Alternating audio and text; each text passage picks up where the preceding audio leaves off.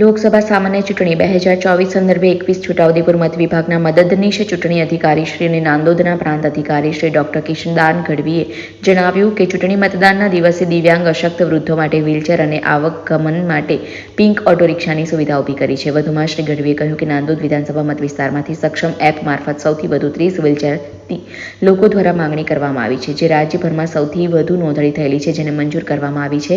આગામી તારીખ 7 મે 2024ના રોજ યોજાનારી લોકસભા ચૂંટણીમાં અશક્ત દિવ્યાંગ મતદારોને કોઈપણ પ્રકારે મુશ્કેલી ન પડે તે માટેની સંપૂર્ણ સુચારી વ્યવસ્થાઓ ચૂંટણી તંત્ર દ્વારા ગોઠવવામાં આવી છે. ઉલ્લેખનીય છે કે અત્યારે 66 જેટલી વ્હીલચેર જે તે મતદાન મથકે પહોંચી ગઈ છે. સ્ટેચ્યુ ઓફ યુનિટીના આસપાસના 19 ગામોમાં અશક્ત દિવ્યાંગ અને વૃદ્ધ મતદારો માટે પિંક રિક્ષા ફરશે અને લોકોને મતદાન મથકે આવવા માટે સહાયરૂપ બનશે. દિવ્યાંગજન મતદારો અને અશક્ત અને વૃદ્ધ મતદારો માટે શું વ્યવસ્થા નાંદોદ વિધાનસભામાં કરવામાં આવી છે અને કેટલા મતદાન મથકો પર કરવામાં આવી છે?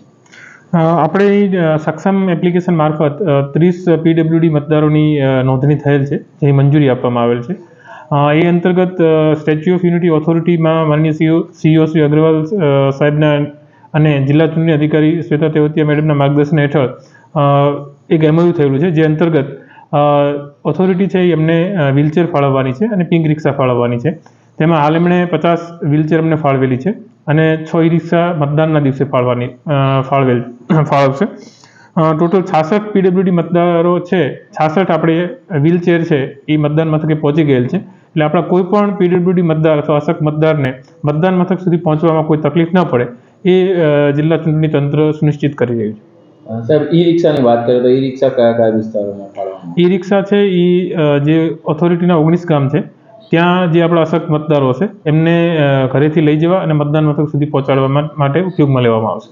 ગુજરાતમાં સાહેબ કેટલા લોકોએ આ માટેની માંગણી કરી હતી? એમાં આપણો સક્ષમ એપ મારફત આપણા વિધાનસભા ક્ષેત્રની અંદર 30 લોકોએ માંગણી કરેલી હતી. 30ને મંજૂરી આપવામાં આવેલ છે અને એ 30 જે મતદાન મથકો છે ત્યાં વ્હીલચેર પહોંચી ચૂકી છે. અત્યારે ગુજરાતભરની અંદર સક્ષમ એપ મારફત જે પીડબ્લ્યુડી મતદારો છે એ સુવિધાઓની માંગણી કરી શકતા હોય છે. એમાં આપણા નાંદોદ વિધાનસભા ક્ષેત્રની અંદર 30 જેટલા મતદારોએ માંગણી કરેલ છે, જે લગભગ રાજ્યની અંદર સૌથી વધુ છે. અને આપણે દરેક દિવ્યાંગ મતદારને મતદાન મથક સુધી પહોંચાડવા માટે વ્હીલચેરની સુવિધા પૂરી પાડવામાં આવશે.